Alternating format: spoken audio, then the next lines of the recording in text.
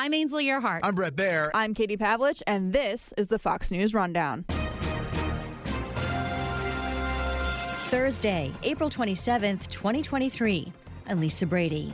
In a Capitol Hill standoff over debt and spending, there is a bipartisan effort to solve the problem. It's our hope someday that we don't need a problem solvers caucus, that it will just be called Congress.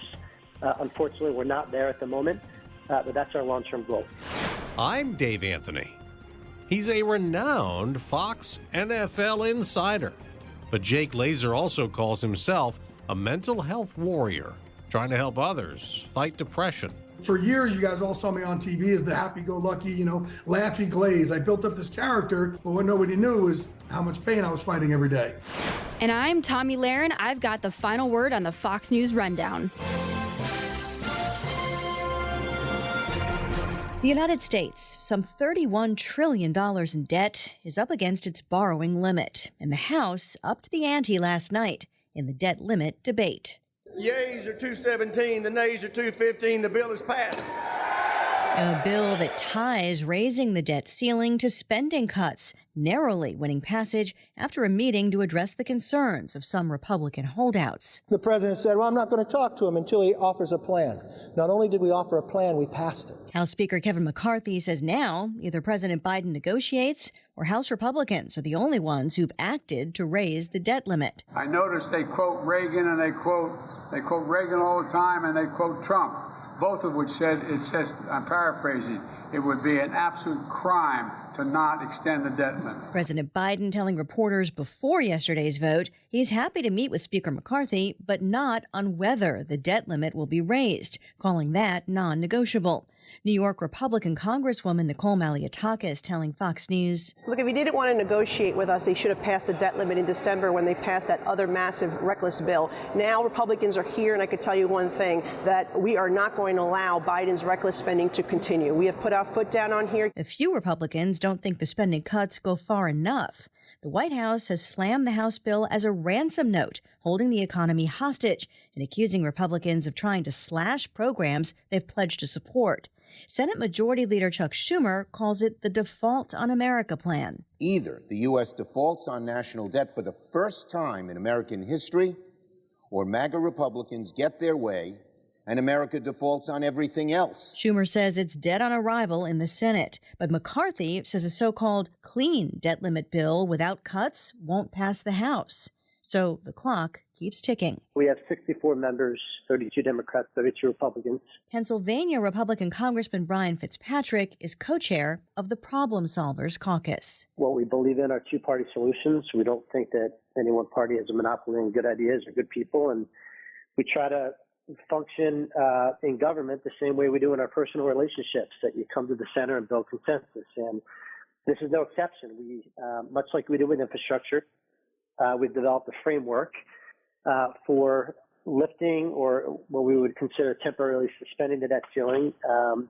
And along with that are certain caps on spending going forward, as well as the creation of a nonpartisan independent commission that will look at the long-term sustainability of our debt and deficit drivers, and whatever those findings are, not much unlike the Simpson Bowles Commission from many years ago. Whatever those findings are must be put on the floor for an up or down vote. It's a broad framework. We're going to get more specific, just like we did with infrastructure. Phase 1 of infrastructure was we defined it. Phase 2 was we scoped it. Phase 3 was we came up with the paid fors. We're following a similar model here. Obviously, with infrastructure, our product actually was what passed both chambers and was signed into law. So, we don't want to get in the way of, and we won't get in the way of congressional leadership and the administration from negotiating, and hopefully that's successful. But if it's true here, what was with the case in infrastructure, where talks broke down, that's where our group steps forward and offers our compromise. When it comes to spending cuts, the White House has released multiple statements really targeting House Republicans and accusing them of wanting to cut programs that help a lot of people, including health care for veterans, access to Meals on Wheels. Is that true? And I realize that would be, the plan originally unveiled by House Speaker Kevin McCarthy, not unveiled by the Problem Solvers Caucus. But is that true, where those cuts have been targeted? And if it's not true, are you disappointed that the Speaker isn't defending that plan in a way that directly counters those claims? No, it's not true. First of all, the plan isn't even been finalized yet. It's nowhere close to being finalized. This version is version one of multiple iterations that are going to be volleyed back and forth between the House and the Senate, where ultimately we're going to land with a two-party solution. We already know that. We have a Democrat-controlled Senate. We have a Republican-controlled House, so divided chambers, tight margins in each, with a 60-vote filibuster threshold. So we already know this is going to be a two-party solution. That language coming out of the White House is entirely unbecoming of any president or any administration or any leader for that matter. Nobody wants to cut those programs. Certainly I don't. Certainly Speaker McCarthy doesn't. But the reality is this. We have two simultaneous crises going on right now. We have a debt limit that is about to be reached. We cannot, under any circumstances, ever default on our nation's debt and not pay our bills. That's out of the question. We have a separate and equally pressing challenge. We have a debt-to-GDP ratio that exceeds 100%. That's happened two times in our nation's history, World War II and today. So if anybody's only focusing on one and not the other, they're not being leaders. And the rhetoric is entirely politically motivated. It's unbecoming of the president. He knows better, and he should do better. The White House has been standing firm on he won't negotiate on the debt ceiling, raise the debt limit without conditions, and then there can be a separate conversation about spending cuts. Is that something that at least the Democrats in the Problem Solvers Caucus are on board with? Do they kind of back up that White House argument, or is it, a wait and see approach? No, the Democrats in the Problem Solvers Caucus and the Republicans in the Problem Solvers Caucus believe that we have to tackle this together. That's precisely the framework that our caucus endorsed.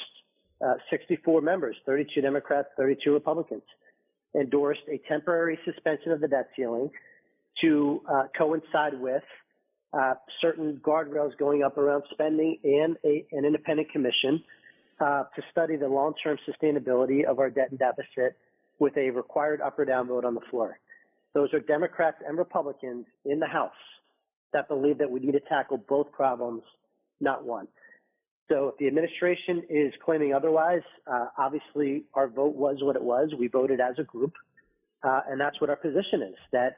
And for the president to solely focus on demagoguing people that are actually trying to fix the problem, my question to him and the administration is, what is your solution to deal with the debt-to-GDP ratio that well exceeds 100%? Do they not think that's a problem?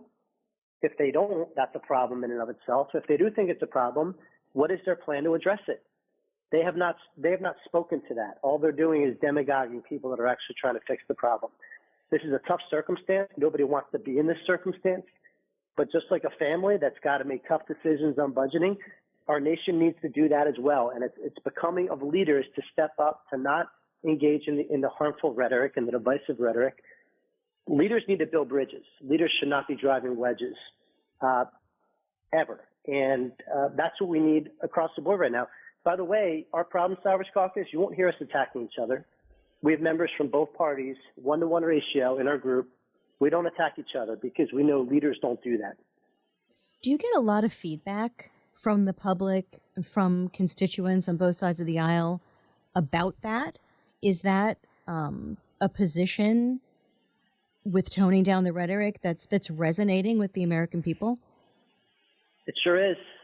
People wonder why we don't get more attention. A lot of people don't even know the Problem Solvers Caucus exists because oftentimes what people, the media or anybody that's putting this information out tend to find conflict more appetizing. The people that engage on the fringes are typically saber rattlers, but they're the extreme minority of people in this country. The overwhelming majority of Americans want government to function the same way. They manage their personal relationships, they manage their household budgets, and they manage their businesses. By the way, the same way our country was formed, the same way our Constitution was written. It was a product of compromise. And yet many people are approaching politics in 2023 in a manner that's antithetical to compromise. So we stand for compromise. We stand for consensus building. It's where the overwhelming majority of Americans are. And that is precisely why you see people disappointed oftentimes in the choices they're given amongst candidates who can be divisive.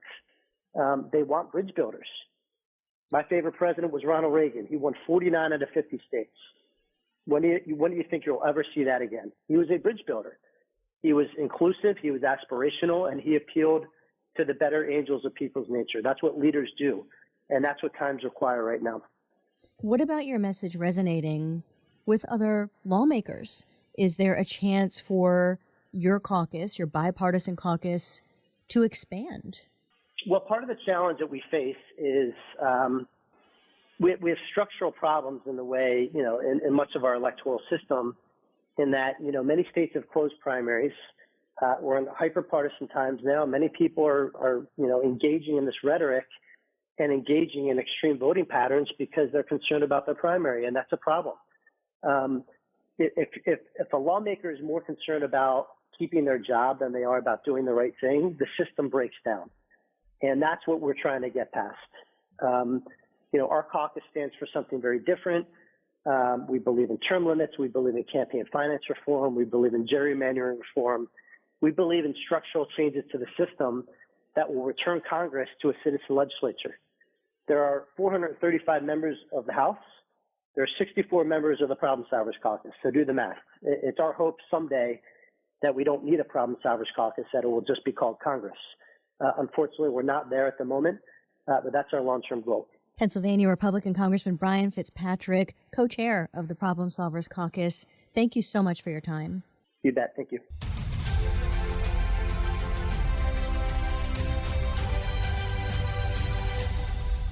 This is Tommy Lahren with your Fox News commentary coming up. Millions of Americans will be focused on football tonight. The NFL draft starts with round 1 in Kansas City on primetime TV. And the big question is, which star college quarterback will be taken first? The Carolina Panthers have the top pick. Listen, when you don't have a quarterback in the NFL, life is miserable. It's awful. You look like you can't coach. You look like you can't pick players. And all of a sudden you get a quarterback. Suddenly you can coach. Suddenly you can pick players. Life is way better when you have a quarterback. That's Fox Sports NFL insider Jay Glazer, who's been breaking news for years on TV. But he's also an author of a book called Unbreakable: Lessons for Living from a Mental Health Warrior. Listen, I was born with clinical depression, anxiety, ADD, bipolar. You name it, I got it. Now, for the first time, Jake Glazer's book is now in paperback with the subtitle, How I Turned My Depression and Anxiety into Motivation, and you can too. For years, you guys all saw me on TV as the happy-go-lucky, laughy glaze. I built up this character, but what nobody knew was how much pain I was fighting every day. And I, was born with all these, and it's put me in something I call the gray. And for me, living in the gray of anxiety and depression, man, I know my life is great, but between my ears, it sucks. So I wake up every single day, in this gray state where, man, the sky is falling and the universe, I think hates me and everybody's against me. And it's not true, but it certainly feels like it. And it actually affects me physically. So, one thing God blessed me with the ability to do is to communicate. And I know we say mental health, but who gives it words? I want to be one who gives it words in layman's terms so we can start having this conversation together. And by the way, for all these years, and I think a lot of us probably felt we're in the minority and maybe there's something wrong with us. Since I started opening up about this, I realized that is not the case. We're in the majority. And it's not, you don't need my level of clinical depression, anxiety. We're all going through something. We just came through a pandemic where we had to isolate. Social media makes us think all our lives suck. You talk about the gray, you say every day. Do you still every day wake up? You write in the book, sometimes you wake up crying. Sometimes you go to bed really with a lot of anxiety. That's still every day? Every day of my life. And I didn't sign up for it. But I've been able to use it to make my dreams come true. I have not let it allow me to be a victim. One of the things that depression and anxiety tells you is that you're unlovable, that you're not worth it. So I never knew how to feel love from the inside out. So that in turn forced me to go out and do all these great things and go hunt these great things in my life to go get some love from the outside in so I could feel loved. And as I work on myself, I'm hoping one day they meet in the middle. I think I'm getting there. But that's where my depression and anxiety actually helped me achieve my goals and let my dreams come true. Yeah, and I know that you talk about in the book building a team. Yeah. You've obviously for years built up a huge network as an NFL insider. I know you started and you pounded the pavement to get there with the Giants and the Jets, and you finally made it as an insider. Here you are at Fox Sports, and you know just about everybody. I've always had teams, and I own a gym called Unbreakable. I have that gym team and that fight team. My Fox NFL Sunday team is a team. God is a team for me. But, the difference now is where I would have all these, let's say, teammates, but I wouldn't open up to them. I was just, the same old crazy glaze, going through this pain and just hiding it. And now, and the biggest thing for me was a couple of years ago. It was the Super Bowl in Tampa. That was the first time I'd actually ever called. I called Rondé Barber and a couple of their friends. And I said, hey, man, I need to go. Let's do dinner tonight. I need to have some dinner. And they all had something else to do. I said, no. I need to meet and have dinner tonight with you guys. I'm struggling. I'm going through something. And all four of them were like, oh, okay, we'll cancel what we have. We're in. Wow. And that's the first time I'd really opened up to my friends going, man, I am just struggling. I am really it was, my grade was really, really, really bad during that period. But I realized, man, they were all there for me. And not only were they all there for me, 3 of the 4 said, man, that you bring this up, Jay, I'm going through something. I'm struggling. But again, we don't know how to open up to people. By this book, I'm trying to teach us how to open up to each other. You write in the book about a near-death experience you had in a surgery back in 2014. And you had mentioned, God. Yep. That moment changed your life in another way. Yeah. It was funny because it was a back surgery that went bad and both my lungs aspirated. And I drowned in my own stomach acid and all that. And the anesthesiologist had walked away. And it's actually why my voice is this raspy, because when they shoved the tube down, they clipped my vocal cord. It was like, oh my God, like I see this tunnel, and whatever you believe or not, I know my experience. And I kind of am on this, I just see the room like 15 yards away from me. And I said, oh my God, this is my moment. So I put my phone down and I started talking to God. And I said, God, I think I'm about to come see you. And if I am, it's okay. I love you. So the last thing I want to say is I love somebody. But I think there's more I could do in this world.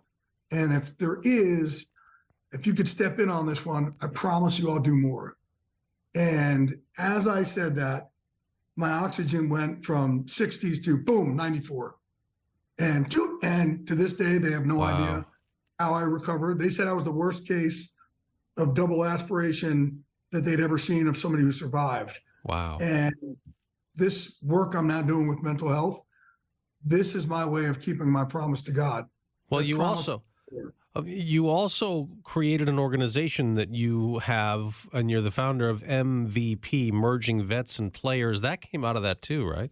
That came out of that also, yeah. It was, me putting together combat vets and former pro athletes, where we train for a half hour. We're in 8 cities right now. And then after, we sit around and have mental health talks. And that's where I kind of learned how to really talk about this. If I can do this with combat vets and athletes and us be really, really vulnerable, I know how to do it for the rest of the world because it's a high-risk group. I had a friend of mine named Keith, who is now a new friend and teammate, who was on his way to commit suicide to Hilton Head, South Carolina.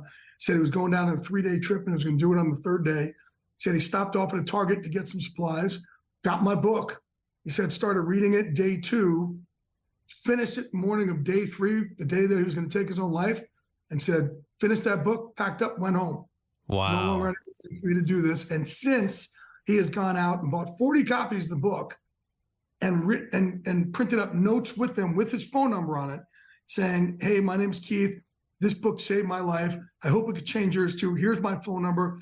I want you to be a new teammate of mine. I'm here for you. I got your back. You write so sternly about suicide in this book. So I'm trying to villainize it because it's an epidemic right now, and it's sad. And a lot of times we go through problems and take our own lives. And love or hate the way I talk about it, I am trying to villainize it to keep people alive. And my pain is really deep, where a lot of days I don't want to wake up the next day, but I'm not going to take my life ever, because I'm not going to do that to everybody else. But also, man, we're always one call away from our life changing. We're always one meeting away from our life changing. We're always one relationship away from our life changing. We've got to stick around so you could be there for that one more. You also write, depression hates laughter. Yep, the gray hates laughter, absolutely. And then for me, when I'm going through an anxiety attack, the more I can, so if you're watching me on TV and I push out a laugh, like something early on, it means I'm really going through it. Like something that doesn't fit. And the sooner I can laugh, the sooner my anxiety subsides, or that panic attack. So it's like a device almost in that sense. Yes, absolutely. Yeah. It's one of the tools I use. So again, I list a lot of tools of how not just to get through your anxiety and depression, but also how to thrive with it. Be of service, another big thing for you in this book. When you have this level of depression, anxiety, you feel like you're the worst person in the world. And that's what the roommates in your head tell you. So for me, being of service, all these years, that was a great tool of me to offset what those voices said to me, offset that narrative that I'm a horrible human being. And it's really hard to be in the gray when you're lifting up somebody else, when you're of service. Go figure out a way. If you just help one person, you never know where that's going to then lead to helping so many others. It's that trickle down and trickle up effects. Back to the NFL draft now. It's just the first round this evening. Rounds 2 and 3 will be tomorrow night, then 4 through 7 on Saturday. And you can hear Jay Glazer covering all the picks tonight on Fox Sports Radio. I don't do a mock draft because I'm not going to lie to the fans. But like last year, I had my social media guys like, hey, Jay, 3 hours before the draft, give me what your prediction. And I did have, the first 10 picks. I had 2 switched with the Giants picks, but I had the first 10 because I have this trust from everybody. So if you listen to me on Fox Sports Radio, I do have a really good idea of who's going where, because I don't do a mock draft, because I don't put people's business out there, and because I can't. Because if somebody says to me, all right, Glaze, here's who we're really taking, but you can't use it, well, then I don't want to do a mock where I know that I'm lying to the fans. So, but I love the subterfuge. And a lot of times, too, I'll be in the middle of it where a team will say, hey, listen, this is who we like. How far do we have to move up for him, or can we move back? And I'll help a team say, you can move back about 5 spots. Nobody wants your guy up until about 20. Wow. Or something along those lines. So it's fun to be part of it in that way. I love sure. it. I love the draft, man. I love the draft. The book, out in paperback now, is called Unbreakable: Lessons for Living from a Mental Health Warrior. Jay Glazer, Fox Sports NFL Insider. Great to talk to you. Thanks so much. Appreciate it. And by the way, I now have a podcast called Unbreakable, also a mental health podcast, where since the book has come out, I've learned so much in my journey, in my mental health journey, where now I'm able to teach people even more about it. So that's every week I have a guest, plus some motivational tips that I picked up, like I said, since really opening up. So I appreciate you all being on this journey with me. Well, congratulations on all that. Thank you, Jay. Thank you, brother. Appreciate it.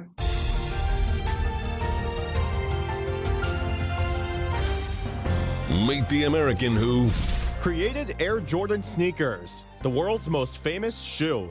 A man named Peter Moore made footwear an art form. And though he may not be a household name, one of his clients absolutely was and still is. Moore, a Nike and Adidas executive, was born on February 21st, 1944 in Cleveland. He was raised in California near San Diego. In California, he studied art, launched his own graphic design company in 1973, landed shoemaker Nike as a client in 1977, then in 1983 was hired by Nike. Moore designed an exclusive sneaker for NBA rookie phenom Michael Jordan in 1984. The Air Jordan hit the public in 1985 and was an instant success. The sneaker business has never been the same. Brandon Dunn, a sneaker expert and co-host of the Complex Sneaker podcast, told Fox News Digital the Air Jordan transformed the industry by turning sneakers into objects of pop culture desire. The original Air Jordan, he said, set the standard for footwear obsession in America. In 1988, the Jumpman logo, also something that Moore designed, was introduced. Moore also created the three-stripe mountain logo for Adidas in 1990, proving the enduring and stunning popularity of the Air Jordan. A pair of Air Jordan 13s sold for an amazing $2.2 million at auction in April of 2023. Peter Moore died last year at the age of 78. His innovative sneaker design helped make both Michael Jordan and Nike titans of the global sports world. Nike is the world's largest sneaker company, a colossus that boasted $50.6 billion in revenue for the year that ended February 28, 2023. The creation of the Air Jordan sneakers is celebrated in the new movie Air, starring Ben Affleck and Matt Damon.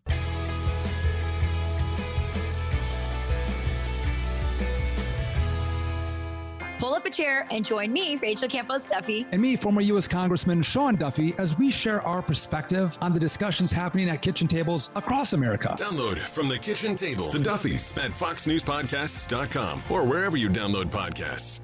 Subscribe to this podcast at foxnewspodcasts.com. It's time for your Fox News commentary. Tommy Lahren.